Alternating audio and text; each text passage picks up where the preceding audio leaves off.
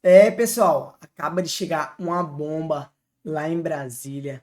Você precisa assistir esse conteúdo até o final. Essa notícia que está pegando fogo, está bombástica.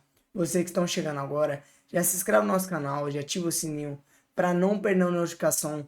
Todos os dias tem vídeos novos aqui para vocês. Deixa seu like, que é muito importante, ajuda nós demais aqui na plataforma. Deixe seu comentário o que está achando do nosso vídeo, de qual cidade você é, porque todos os comentários eu vejo, eu comento e deixo o coraçãozinho também. Vamos aqui deixar os créditos para a Revista Oeste da plataforma YouTube. E sem mais enrolação, vamos para o conteúdo que está pegando fogo, está bombástico. Assiste até o final para você não ficar desinformado. Então, sem mais enrolação, vamos para a nova notícia. Bom, e a defesa do ex-presidente Jair Bolsonaro solicitou ao ministro do Supremo, Alexandre de Moraes, a liberação de contatos por telefone com seus advogados. O pedido se justifica pelo fato de que os advogados estão em São Paulo e Bolsonaro cumpre prisão domiciliar em Brasília. Eles alegam que a proibição de uso de telefone provoca prejuízos ao direito de defesa. Os advogados também pediram que o ministro analise a revogação das cautelares contra Bolsonaro, feitas em setembro, após denúncia da Procuradoria-Geral da República contra o seu filho, Eduardo Bolsonaro. Jair Bolsonaro e outros 7 réus na ação penal da suposta trama do golpe foram condenados pela primeira turma do STF no início deste mês, com pena de 27 anos e 3 meses de prisão para o ex-presidente. A prisão domiciliar não se relaciona a essa ação. Uma eventual prisão decorrente da condenação na suposta trama golpista só deve ocorrer depois do esgotamento dos recursos da defesa, né, Piotr? Inclusive, o acórdão ali precisa ainda ser publicado, tem 60 dias para publicação, aí sim vai se abrir prazo para que as defesas apresentem os seus recursos e aí depois, então, efetivamente transitado em julgado a possível condenação e prisão do ex-presidente Jair Bolsonaro. Agora, esse pedido da defesa, eles querem falar por telefone com o seu cliente, Piotr, e não podem nesse momento. Precisam se dirigir a Brasília quando tem alguma questão pontual para conversar com o cliente. Paula, ele não pode, a defesa não pode falar com o cliente porque ele não poderia atender telefone.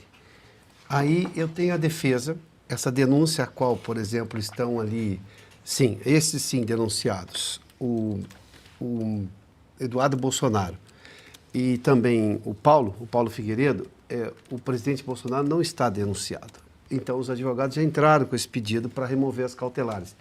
Que, como você mencionou, a prisão que ele está agora domiciliar se refere a isso. Uma prisão preventiva sem nenhum sentido. O ministro não se manifesta. Como é que pode o ministro não se manifestar? O Gilmar Mendes disse outro dia que era para nós todos nos sentirmos, ou é para nós sentirmos orgulho do Supremo Tribunal Federal.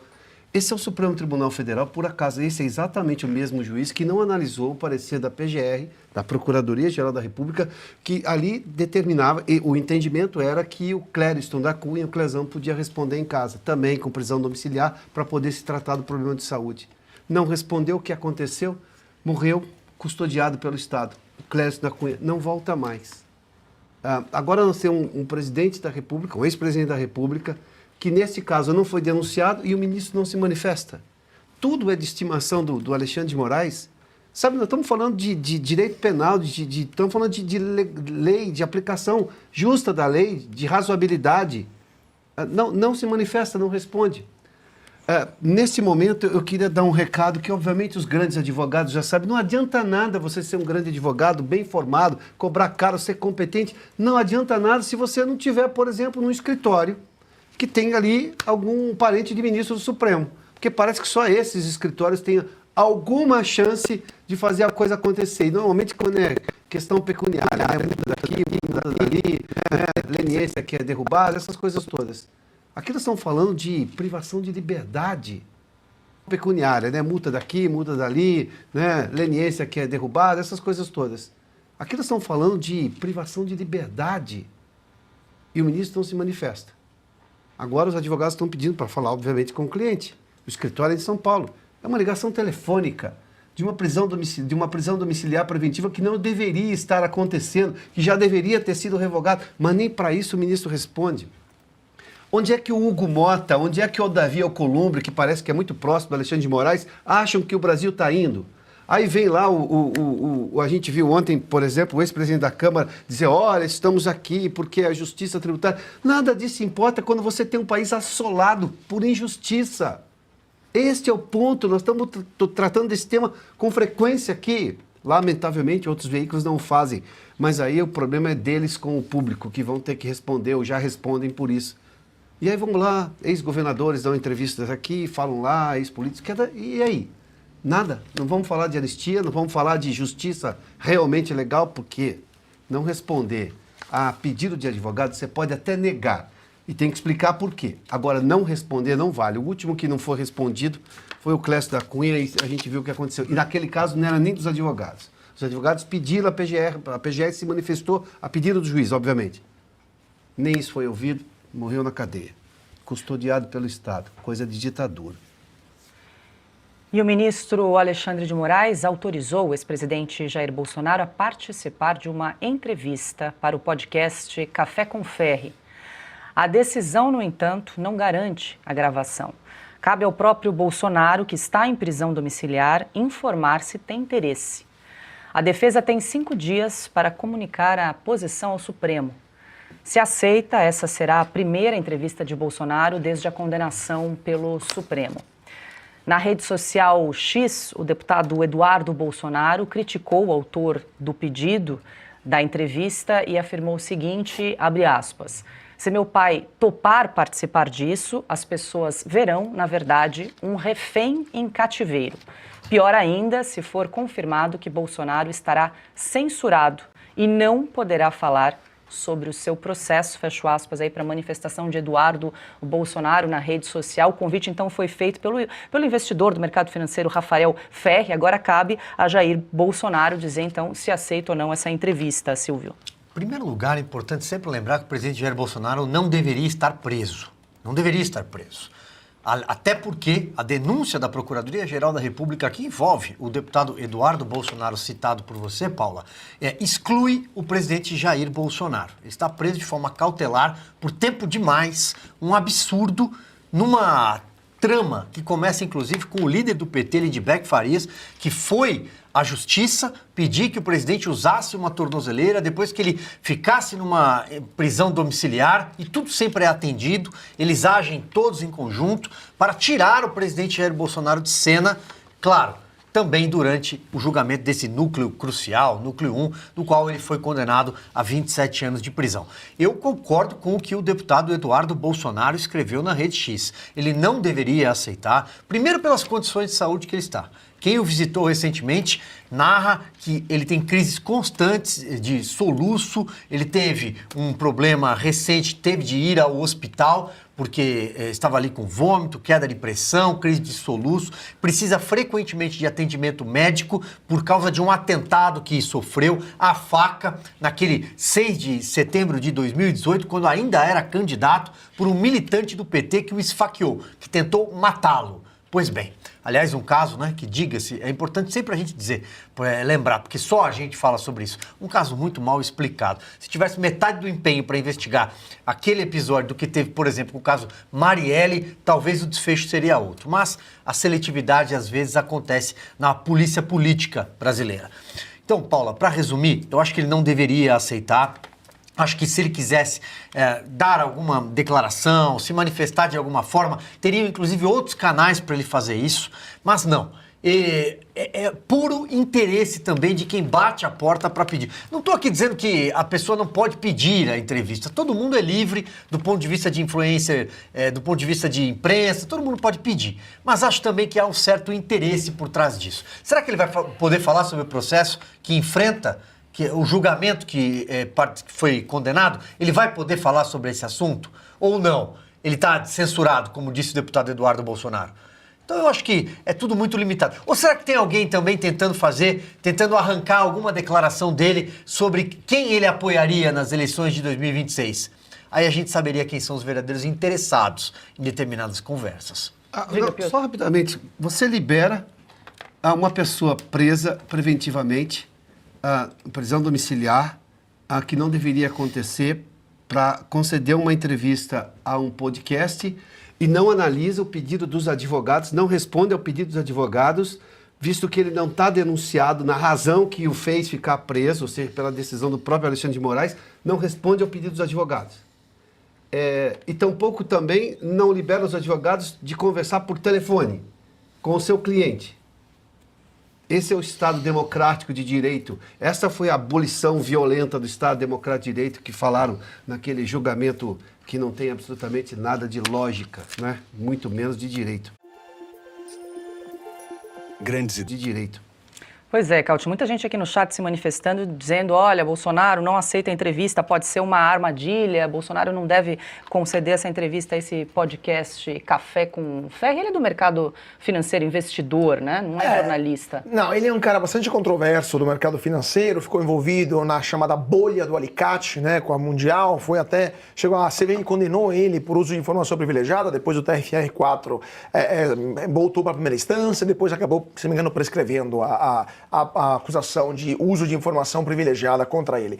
Ele é um dos fundadores do Traders Club, né, essa empresa chamada TC, e agora decidiu virar podcaster, né, porque com juro a 15% fica difícil fazer negócios no mercado financeiro, provavelmente vai querer mudar de carreira. Mas o problema é que, além de ser uma pessoa controversa, o que fica aqui bastante peculiar é o fato de ele garantiu que não será ao vivo a entrevista. Mas o que isso significa para obter essa autorização do ministro Alexandre de Moraes? Mas o que significa isso? Que pegará a entrevista, depois vai passar por uma censura, vai passar por algum corte e depois ser divulgada?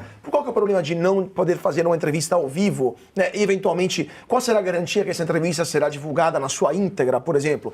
E se o presidente Bolsonaro está proibido de falar nas redes sociais? Esse podcast não vai na TV aberta, vai para as redes sociais também. Então pode nas redes sociais de terceiro? Então assim, está tudo errado. E por que ele pode e outros pedidos feitos por outros veículos para outros também envolvidos nesse processo foram rejeitados? Então assim, tá tudo muito estranho, tá muito esquisito, até esquisito o entrevistador, porque assim, não é jornalista de profissão, tem esse histórico, etc, etc. E tá esquisito também a modalidade de como foi aceito pelo ministro Alexandre de Moraes conceder, aliás, que Bolsonaro possa conceder. Agora está ele ver se ele aceita ou não falar com Rafael Ferri. Pois é, porque tem algumas exigências em termos de sigilo, de determinações judiciais que ele não poderia tocar no assunto durante essa entrevista. Deixa eu ouvir a Ana para a gente fechar a rodada.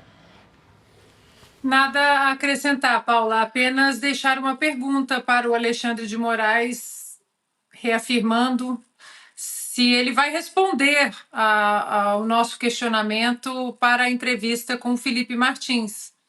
Ele deu de ombros, ele falou não, se eu não me engano, para o Estadão, para a Folha, mas para a Revista Oeste ele não falou nem sim, nem não, nem talvez. Então aqui nós estamos mais uma vez perguntando, questionando, solicitando o ministro Alexandre de Moraes para uma entrevista com o Felipe Martins. Ele também pode colocar essas cautelares todas aí, não pode falar do processo, até porque o Felipe Martins é uma pessoa extremamente inteligente, bem conectada com Washington. Ele tem muito a falar sobre a política americana como um todo e nós gostaríamos de saber, né, fazer alguns questionamentos para uma entrevista normal. Né? Ele não respondeu até hoje, fica aqui mais uma vez a nossa solicitação. Vamos aqui para mais uma nova informação que acaba de chegar aqui para vocês. A Kassab volta a manifestar apoio à anistia e diz que a questão está resolvida. Figura-chave do Centrão, o líder do PSD, respondeu de forma favorável ao ser abordado por Valdemar de Costa Neto, do PL. O presidente nacional do PSD, Gilberto Kassab, manifestou apoio explícito à proposta de anistia a condenados e investigados por envolvimento nos atos de 8 de janeiro. A declaração, segundo o registro do portal Metrópolis, foi feita nesse sábado, durante participação dos Rocas Festival. Evento volta ao setor de equilíbrio realizado em Itaú, no interior de São Paulo. Kassab entregou um painel ao logo do presidente do PL, Valdemar Costa Neto, com mediação do deputado estadual Tommy Abduch, republicano ligado à base bolsonarista. Durante o combate, Valdemar cobrou publicamente uma definição do PSD sobre o projeto da anistia que tramita no Congresso Nacional, cuja eventual aprovação pode beneficiar o ex-presidente Jair Bolsonaro, considerado aos 27 anos de prisão pelo Supremo Tribunal Federal, STF. Em resposta, Cannabis afirmou: para mim, essa questão está resolvida. A situação favorável à anistia.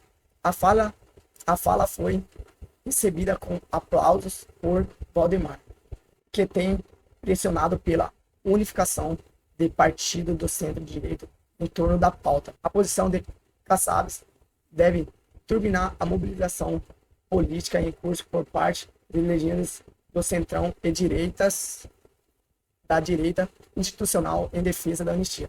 A proposta tem aliados em Brasil, com apoio entre lideranças partidárias, sobretudo depois da condenação do STF. No Congresso, deputados e senadores articulam a volta da medida ainda nesse segundo semestre. Então esse foi o vídeo. Se você gostou desse conteúdo, já deixa seu like, já se inscreve, ativa o sininho para não perder a notificação. Todos os dias tem vídeo aqui para vocês. E muito obrigado por chegar até o final. Seu comentário ajuda nós demais também. Comente aí o que você achou do vídeo, de que cidade você é. Eu vou deixar o coraçãozinho no seu comentário. E vou ver e vou comentar também o seu comentário. E até o próximo vídeo.